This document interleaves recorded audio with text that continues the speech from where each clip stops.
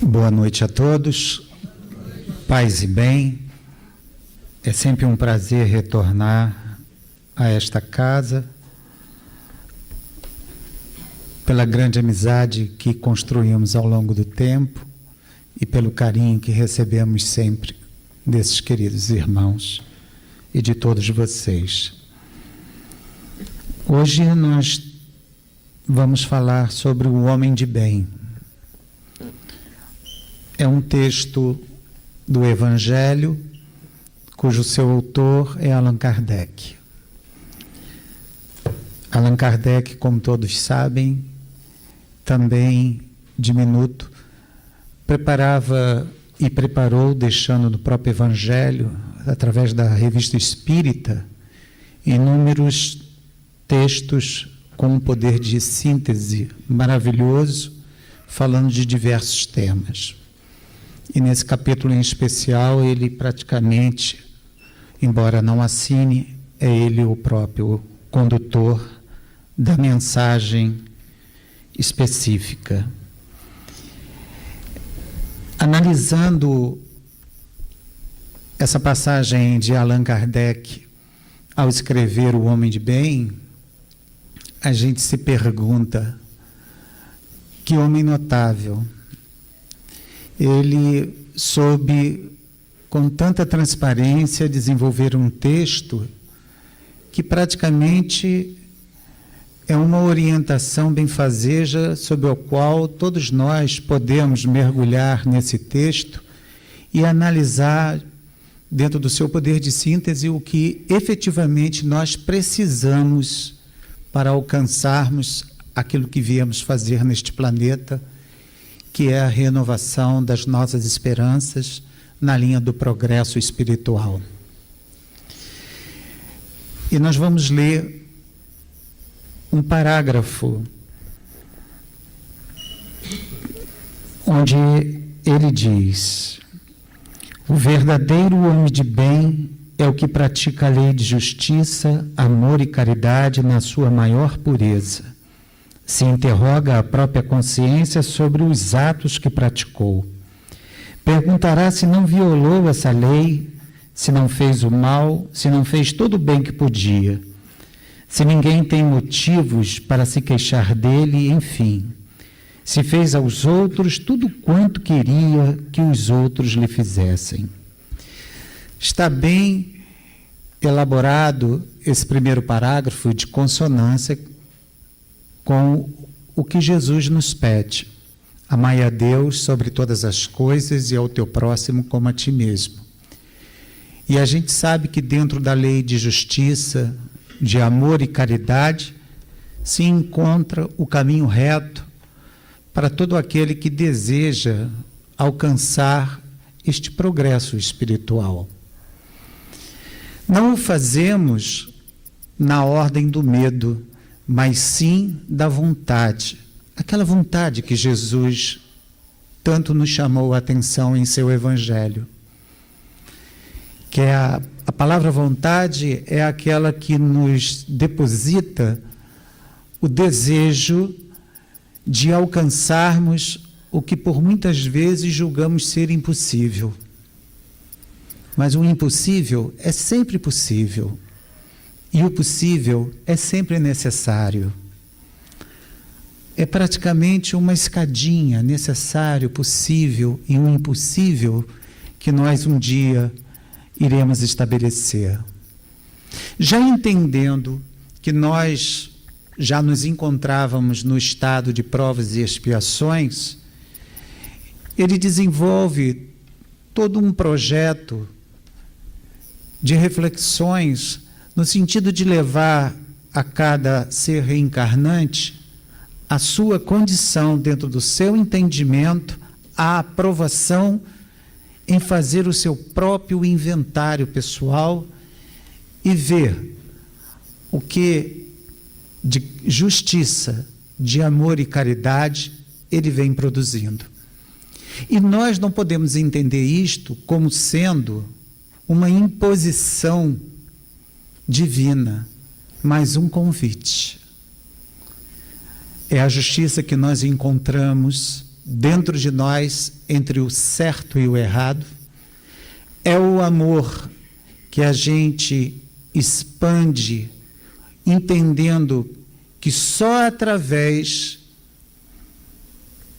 desse sentimento divino é que nós alcançaremos os padrões essenciais para coabitarmos mundos felizes. E a caridade, que significa o trabalho constante em acertar para o bem do próximo. E entendemos que a caridade é o exercício diário de todos nós, porque é o que justamente Jesus nos sugere e nos propõe ao longo de nossa existência carnal. Porque é na matéria que a gente precisa sorver o cálice amargo para compreender a amplidão das belezas celestiais. Só quem passa pela dor é que pode compreender o amor. E na caridade é toda aquela atitude que nós nos colocamos à disposição em prol do nosso próximo. Então a gente vê que não é nada de material, é tudo de espiritual.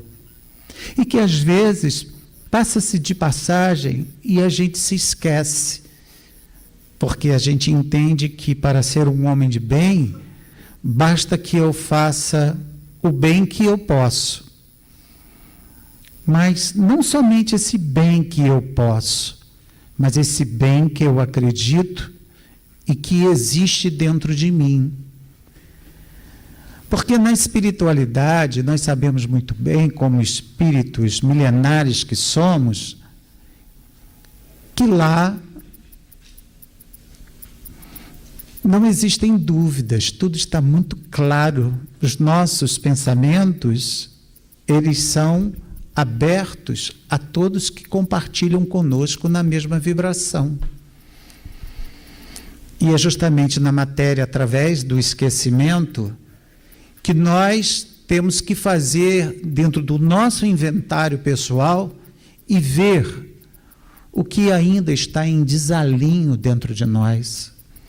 O que nós precisamos fazer para melhorarmos as condições que a nossa existência conclama para o nosso progresso espiritual.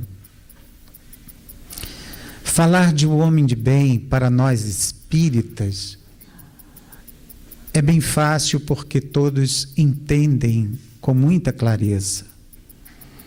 Talvez o mais difícil é a gente falar do homem de bem para outros irmãos que não compartilham dessas ideias espiritistas. E são aqueles exatamente que nós convivemos no dia a dia. Porque nós, de uma forma geral, não convivemos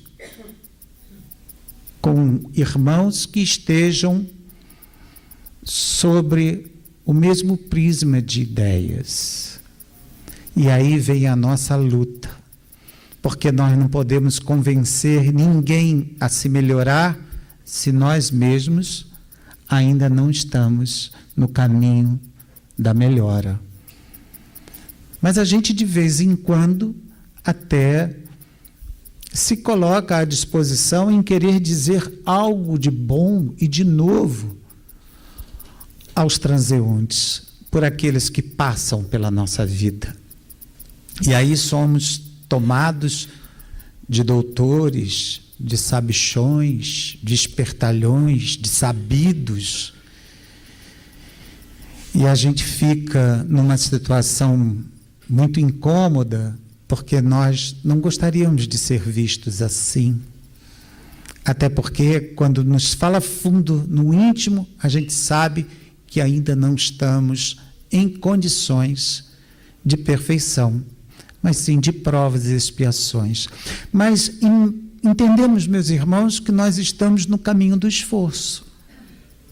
Nós estamos nos esforçando pelo homem de bem. Nós estamos nos esforçando por essa justiça, por esse amor e por essa caridade. E que nós, de modo algum, não podemos nos deixar levar pelas impressões obtusas daqueles que às vezes nos lançam olhares de reprovação. Os trabalhadores de Jesus, independente de espírita ou de outras religiões, devem se pautar pelo amor. Porque o amor é o verdadeiro sentimento de reconstrução em nosso planeta Terra e em todos os planos do universo. Segundo o Espírito Emmanuel, ele nos orienta em uma de suas mensagens que isto é um código universal. Da mesma maneira que lá está as leis naturais, que nós conhecemos através do Livro dos Espíritos. E aí nós nos perguntamos no dia a dia, puxa, mas é um paradoxo, como é que eu posso buscar a condição do homem de bem se eu vivo um cotidiano completamente violento e enlouquecido com tantas ações negativas que eu vejo, escuto e leio? Como é que eu posso conviver ao ligar o botão da minha TV e ter uma notícia nefanda? Como eu devo me comportar diante dela? Já que nós aqui sabemos muito bem os motivos dos quais o nosso psiquismo às vezes se avoluma em resultados negativos, quando sabemos que para alcançar a condição do homem de bem, nós não podemos nem entrar nesta sintonia. Então é uma luta constante. E convivemos com os pessimistas, que são em grande número e que estão muito mais a nos colocar em prova do dia a dia, tentando esmorecer as nossas tentativas de vitória pessoal. E aí nós pensamos, poxa, é muito comum a gente ouvir isso, ainda não vai ser nesta encarnação. Ora, não devemos ter, a meu ver, esta preocupação, já que temos, sob a misericórdia de Deus, a orientação de que a teremos tantas quantas necessárias forem as oportunidades reencarnatórias. Mas, quando falamos de oportunidades reencarnatórias, nós imaginamos o momento nefando que ora estamos passando. E aí nós nos esmorecemos naquela caminhada, na nossa luta do alcance da qualidade espiritual para se tornar um homem de bem. E às vezes nós dizemos, também eu não sou de ferro. Outros até um tanto quanto dizem, se não for nessa encarnação vai ser na outra. Mas como se fosse assim, eu vou vir todo quebrado, todo destruído. Não. Nós, graças a Deus, já temos a orientação de que o nosso planeta se encontra na transição planetária para a regeneração.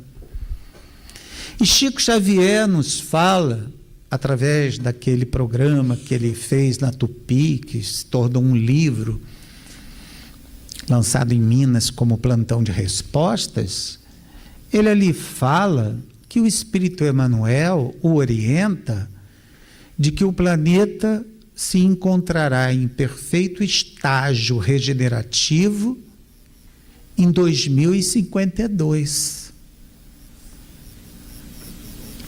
Então a gente pode pensar assim, puxa, está longe a beça, né? Mas a gente também falava quando estávamos ouvindo o ano 2000, né?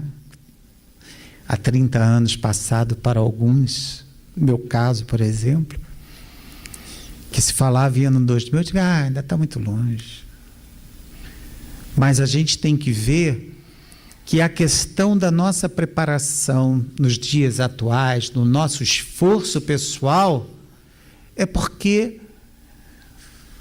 nós estaremos em condições de voltarmos a este planeta em situação melhor regenerativa, onde veremos alegria, as belezas, a convivência humana e espiritual, num plano de excelência. O próprio Divaldo Pereira Franco já vem comunicando isto dentro dos meios espíritas, em suas palestras, que estão inclusive na internet. Para quê? Para desembaraçar aquelas mentes que acham que isso aqui é um calvário.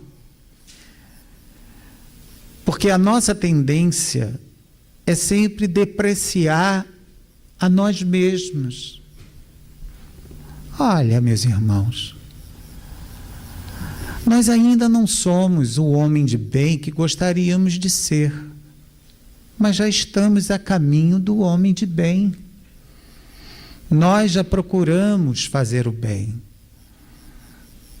Nós já sabemos os caminhos para o amor, para a justiça, para a caridade. Nós já sabemos o que há muitos outros irmãos ainda nem sequer tiveram a oportunidade de perceber. Por isso é que estas ações menos felizes que estamos todos vivenciando no nosso planeta estão evidentes. E às vezes, muitos de nós dizemos assim, será que isso aqui vai virar regeneração? Será que vai ter pessoas boas? Ora, em todas as épocas, inclusive até nos primeiros séculos do planeta, onde já havia vida inteligente da Terra, a partir daí, a gente verifica que sempre a corrida dos pequeninos esmagados por aqueles que queriam se apoderar dos bens materiais.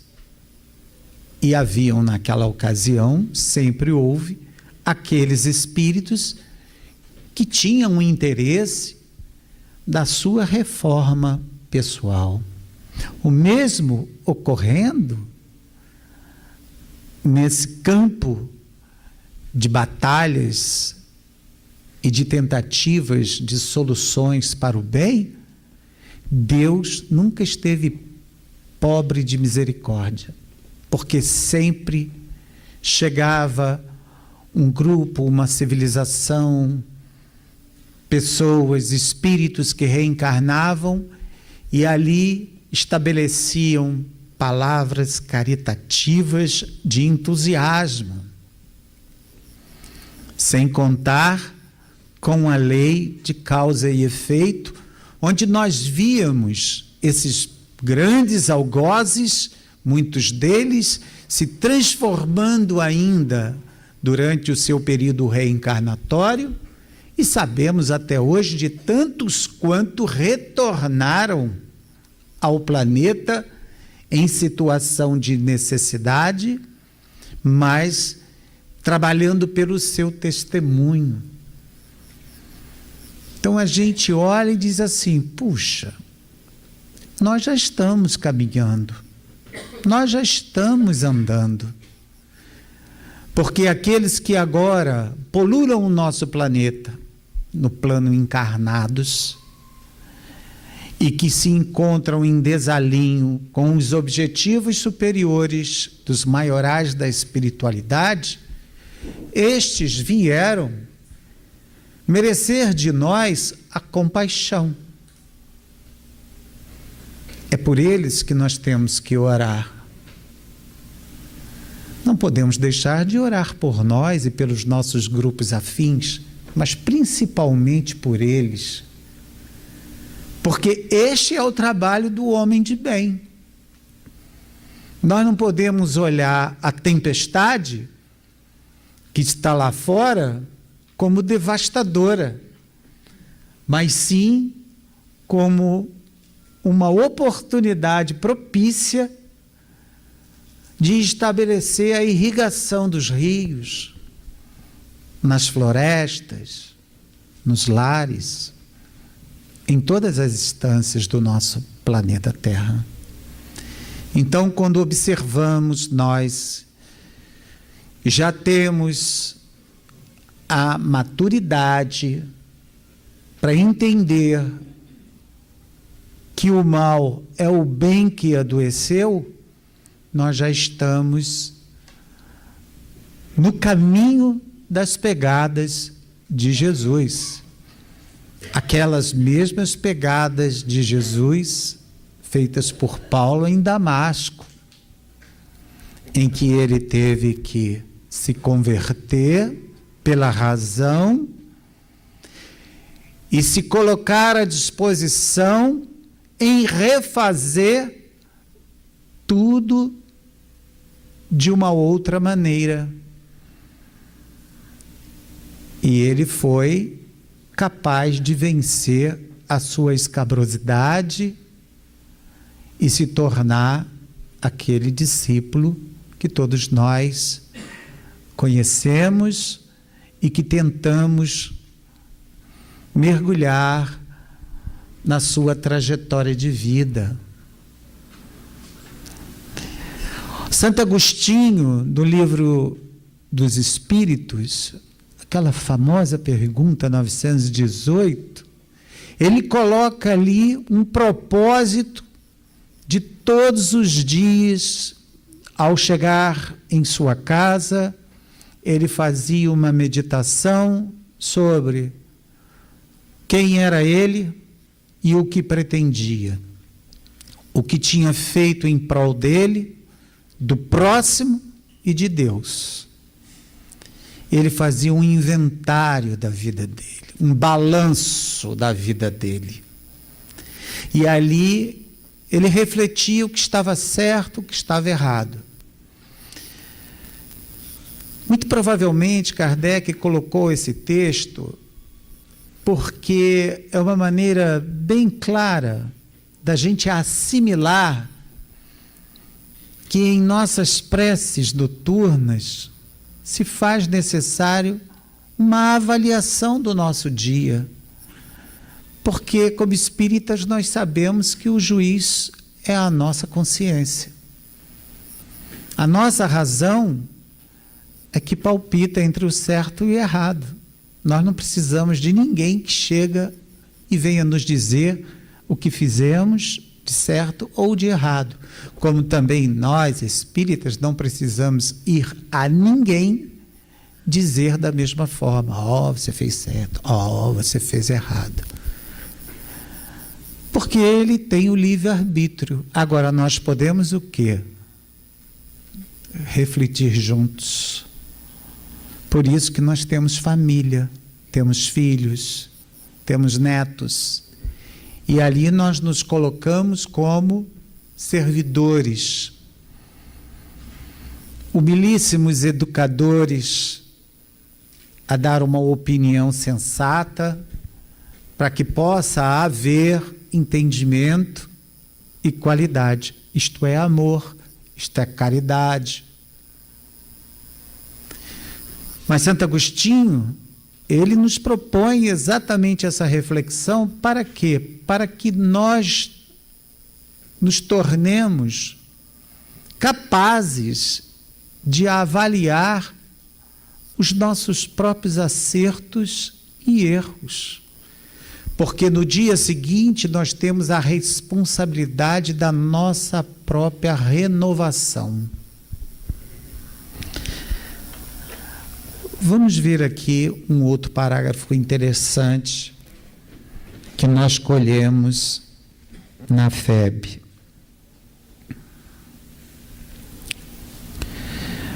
Submetei todas as vossas ações ao controle da caridade e a consciência vos responderá. Não só ela evitará que pratiqueis o mal, como também vos levará a praticar o bem. Para fazer-se o bem, é preciso sempre a ação da vontade. E esse bem, através deste inventário, é o bem que você faz a você mesmo. Vocês não estão precisando de absolutamente ninguém para lhes dizer nada, porque você está no seu momento pessoal, contrito, onde na sua evocação ali se encontra muito provavelmente o seu amigo espiritual, a sua coluna espiritual, aqueles amigos que lhes são simpáticos, e eles juntos com você vai encontrar o meio termo. Isto é um trabalho de refazimento espiritual. Porque o homem de bem, para se chegar na condição dele, ora, ele precisa de todo tipo de apoio. Esses apoios são vocês, é a casa espírita, são as obras, são as reflexões doutrinárias, são o estudo. Todo esse embasamento é favorável para a construção do espírito que somos nós, em busca deste progresso espiritual. Enquanto muitos irmãos passam pela terra achando que a vida aqui é um passeio sem volta, outros, um pouco mais afortunados do conhecimento, precisa ligeiramente apressar-se no sentido de buscar este aperfeiçoamento pessoal. A casa espírita é um educandário para isto. Ela nos favorece em número, gênero e grau as oportunidades para discutirmos o espírito que sou eu. Nós não podemos, já no terceiro milênio, acharmos que às vezes alguns estereótipos vão desfavorecer no caminho da vida eterna. É preciso dessa vontade que Jesus nos fala, que Kardec aqui também ratifica. A vontade. Porque senão, vejamos mais uma estrofe para a nossa reflexão. Olha que interessante essa mensagem de Lucas. Capítulo 6, versículos de 43 a 45, está na Bíblia de Jerusalém. Não há árvore boa que dê fruto mau, e nem árvore má que dê fruto bom. Com efeito, uma árvore é conhecida por seu próprio fruto. Não se colhe figos em espinheiros, nem se vidimam uvas de sarças. O homem bom, do bom tesouro do coração, tira o que é bom, mas o mal, do seu mal tira o que é mal, porque a boca fala daquilo de que está cheio o coração. A importância desse inventário noturno que Santo Agostinho nos fala, no cumprimento da qualificação espiritual para o entendimento do homem de bem, é porque o nosso coração, nós ainda oscilamos entre o bem e o mal, e o nosso coração está cheio do bem e cheio do mal. E às vezes nós proferimos o negativo E esse negativo em nós dói muito mais do que aquele que não compreende a questão do espírito que somos nós, que está apenas passando a vida a rascunho, enquanto nós, espíritas, estamos preocupados com a nossa reforma íntima. Nós temos sempre um exemplo, e esse me parece o mais propício para o que estamos dizendo.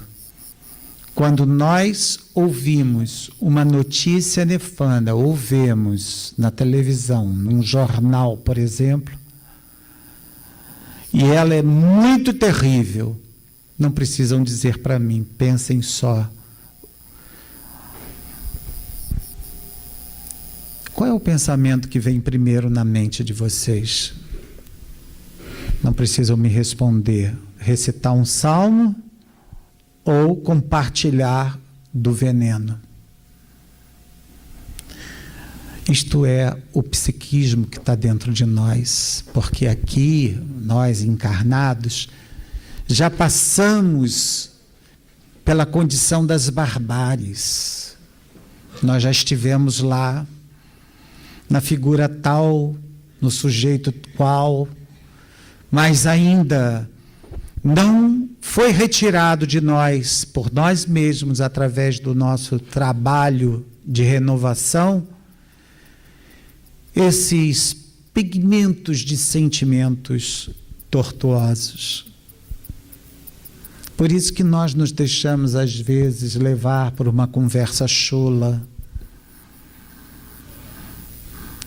um comportamento desagradável, um desatino.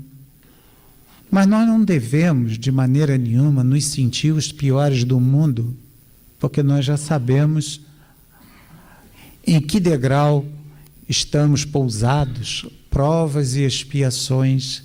Ninguém é mais, ninguém é menos. Somos todos espíritos com as mesmas necessidades. Um ou outro tentando dar o seu salto de qualidade, já sendo percebido por outros tantos que ele já está a caminho daquele comportamento salutar do homem de bem. Mas nós temos que entender que estas questões são preocupantes.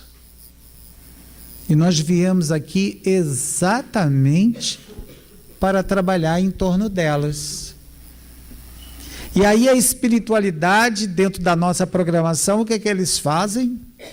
Eles dizem assim, olha, é preciso reencarnar, meu amigo, porque é na matéria que você sente a dor.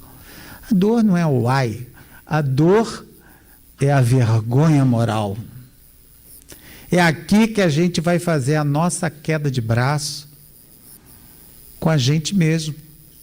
Nossas vaidades, nossos orgulhos, nossas prepotências, nossa inveja, nosso comportamento pessoal, social, intelectual. É com a gente. Nós somos um espelho. Quando a gente comete uma atitude boa, nós espelhamos o bem. Quando a gente comete uma atitude má, a gente espelha o mal, a dor, o conflito, o verdugo do passado. Então, esse trabalho que Santo Agostinho nos chama a atenção e que Kardec fez questão de colocar ali, no Livro dos Espíritos, é um pouco extenso, mas é interessante de ser lido, porque mexe com a gente com profundidade, para tirar os nossos vernizes de orgulho e de vaidade.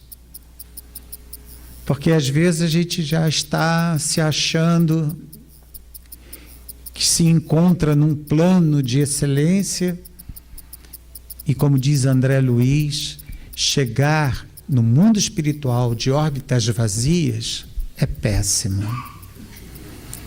Você vê que tudo aquilo que você imaginou que era é uma grande mentira. Porque no mundo espiritual, é como disse certa vez um amigo espiritual para mim, lá não tem bolinha nem bolão, lá você é o que você é. E todos sabem o que você é, embora não comentem. E todos sabem o que você pensa. Então, ou você se esforça, ou você baila na curva, né? Fica numa pior. Porque às vezes as pessoas vão maquiando a sua reencarnação. E aí deixam de ser sincero consigo mesmo. E para se alcançar esse comportamento pessoal do homem de bem, nós temos que olhar Jesus, né? E aí a gente faz o nosso peso e a nossa medida. Será que eu já estou me aproximando? Será que eu já posso me considerar em que quesito a caminho do homem de bem? Todos nós já demos o nosso passo. Estamos aí reencarnando, e isto faz parte da escola do espírito, nas condições que nos encontramos. Mas nós não podemos estacionar ou achar que já está razoável. Quando a gente pensa assim, não, eu vou lá na casa espírita 3 vezes na semana.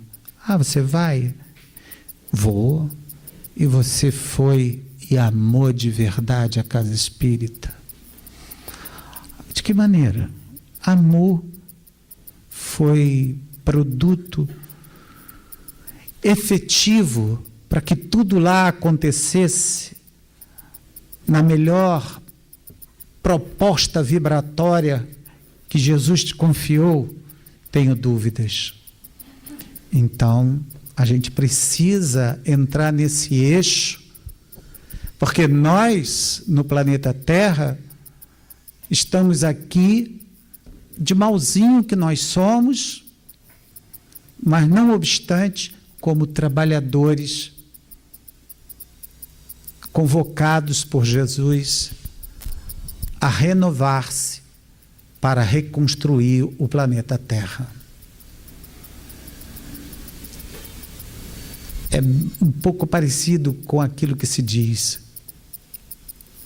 Não ser uma prece intensa, é orar bem. Saber dirigir o seu pensamento a quem você quer realmente se identificar e solicitar a tua rogativa.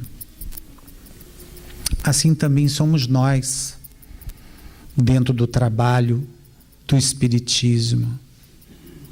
Nós temos que viver o sentimento desse amor, dessa justiça e dessa caridade que o Cristo nos deixou como lenitivo. Porque a muitos serão pedido por aquilo que já sabem. E eu tenho certeza que a nossa maior dificuldade é na família, para encontrar esse homem de bem. Quando estamos ali mergulhados num grupo familiar,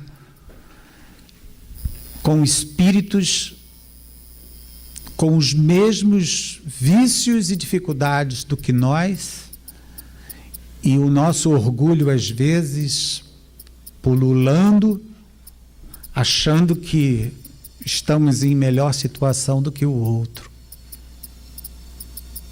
Aí a gente tem que se perceber, puxa, mas por que eu vim numa família? Mas o que tem a ver isso com um homem de bem? Porque os espíritos são unânimes de dizer que é da família que começa o primeiro trabalho da caridade. E aí, Paulo de Tarso fala: se eu não tiver o amor, nada serei. Então, às vezes, a gente se esquece daqueles que estão na retaguarda, aqueles que vieram conosco, e a gente quer ir fazer lá fora. Por isso que Jesus nos orientou, né? Se você quer me seguir, se livra de tudo que é teu e segue-me.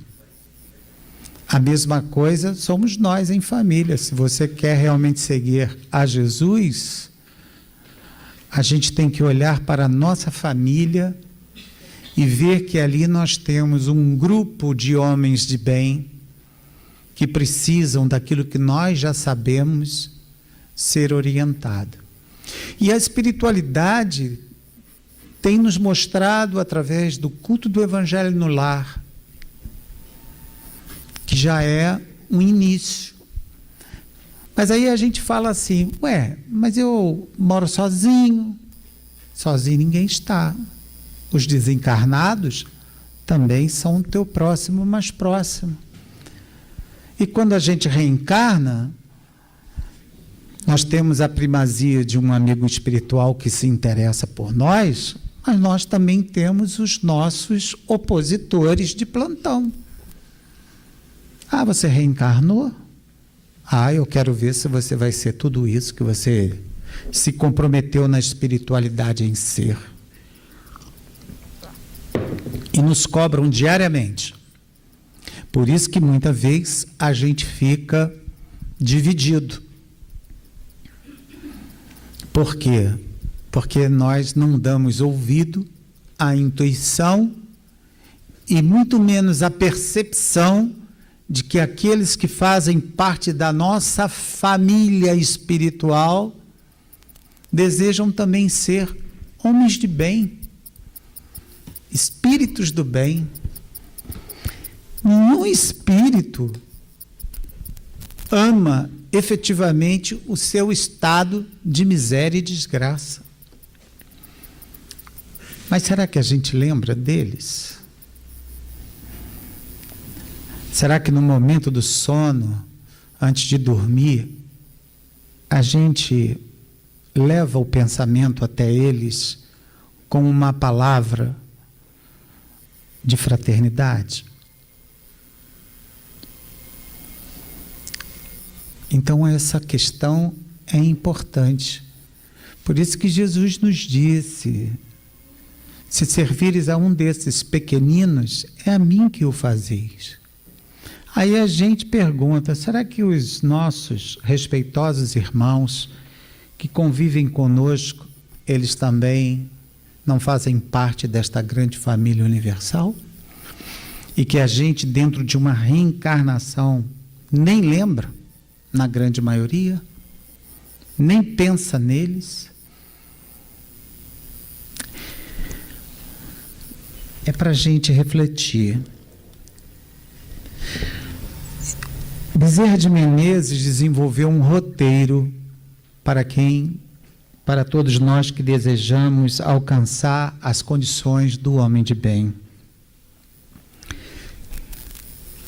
Esse roteiro é complicado. Ele diz o seguinte: gentileza diante da agressividade. Nem sempre a gente tem a paciência, né? Do momento de fúria, de se calar e ter paciência para ouvir aquele que está com 7 pedras nas mãos para nos atacar. Não é difícil? Paciência para com o desequilíbrio. Aquela pessoa que chega perturbada e diz assim: o senhor sabe com quem está falando? Esse aí já esqueceu até quem ele é, né? Está te perguntando. Fé viva perante as chamas desilusões do caminho. Quantas pessoas se retiram do mundo pela desilusão passageira que 1 minuto depois poderia se transformar numa grande felicidade. Aquelas coisas que nós já tivemos e perdemos, ou aquilo que a gente sempre quis e nunca teve, ou a luta constante para alcançar certo objeto material, ou pessoal, ou espiritual e não consegue. Como no outro dia, uma amiga do Face disse assim: Lepeniski, tanta gente que é vidente, não quer ser vidente, não vai nem para o centro espírita. Eu vou para o centro espírita e queria ser vidente. Eu falei: mas para quê, minha filha? Para ser a Petonisa de Andor? Você não acha que está exercitando sua vaidade? Você já tem a sua evidência, você não tem um par de olhos, você não está vendo a vida? Você já é evidente. Olha quanto espírito que eu estou vendo aqui agora. Mas às vezes a vaidade do médium quer ir um pouco mais além, né?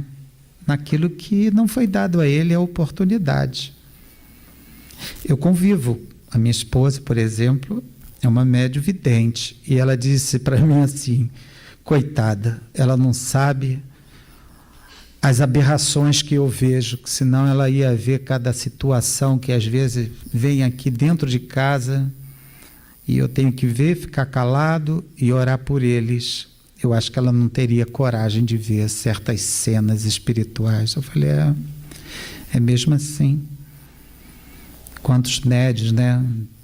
Imagina, só a gente ver a passagem da Ivone Pereira com a sua evidência, sua vida, o que aquela mulher assistia dentro dos trabalhos dos quais ela foi responsável a desenvolver, principalmente com os suicidas, né? Otimismo à frente das provas. Bênção para todos aqueles que amaldiçoam. Esse aqui é complicado, né? Auxílio para com os mais jovens na experiência física, em forma de bondade e compreensão das lutas que porventura carreguem. Reconforto em favor de quantos se vejam transitoriamente detidos na madureza avançada do corpo em marcha perante a renovação. Caridade dos que sabem, ajudando fraternalmente aos que ignoram, dos que usufruem saúde corpórea diante de quantos se vejam corroídos pelos agentes da enfermidade, dos mais fortes, sustentando os fracos e indecisos, dos que entesouram esperança, em socorro dos que jazem exaustos, dos problemas inquietantes da vida, dos que podem distribuir, pelo menos, migalhas de auxílio no amparo aos que vivem encarcerados em abatimento e penúria, dos que são apoiados pela realização dos próprios ideais na sustentação, dos que choram de angústia, de todos os que podem auxiliar desse ou daquele modo para construir um mundo melhor. E ele diz: o homem de bem pratica a lei de Deus. O homem de bem é portador de fé verdadeira. O homem de bem é caridoso. O homem de bem é humanitário. O homem de bem é virtuoso. O homem de bem conhece a transitoriedade dos bens materiais. Homem de bem perante a si próprio, perante o outro, perante a natureza, perante a Deus. O homem de bem é portador da fé verdadeira. Tem fé em Deus, em sua bondade, na sua justiça e em sua sabedoria. Sabe que nada acontece sem a sua permissão e se submete à sua vontade em todas as coisas. Tem fé no futuro, razão pela qual coloca os bens espirituais acima dos temporais. Allan Kardec. Bem, meus irmãos, fica então essa mensagem desses espíritos de Kardec, o reforço para os nossos espíritos endividados, no sentido de saber de que ainda não vencemos a batalha. Temos muito trabalho pela frente. Sabemos que já demos o primeiro passo para nos encontrarmos um dia na condição de homem de bem e sermos aprovados na espiritualidade. Todavia, enquanto estamos a caminho, podemos muito fazer por esta humanidade através de nossas preces, de nossos pensamentos, de nossas atitudes e de nossas ações e palavras. Se é um convite que Jesus nos propõe, trabalhemos neste evento de fraternidade para que nós possamos construir hoje o nosso futuro, que breve irá ocorrer. E enquanto estamos a caminho, vamos reconstruir para esse mundo melhor. Jesus não nos pede para subir o Himalaia, apenas que amemos uns aos outros. E isto, através do nosso pensamento, nós podemos fazer em qualquer direção do universo. Diante do nosso dia a dia, do nosso cotidiano, mudemos a nossa sintonia e procuremos refletir melhor o que falamos, o que ouvimos e o que pensamos, porque nós estamos sob uma rede de espíritos, encarnados e desencarnados, mas a responsabilidade daquilo que tomarmos por decisão a executar corre por nossa conta. Que Jesus nos abençoe. Muito obrigado pela oportunidade desta noite. A todos vocês, paz e bem.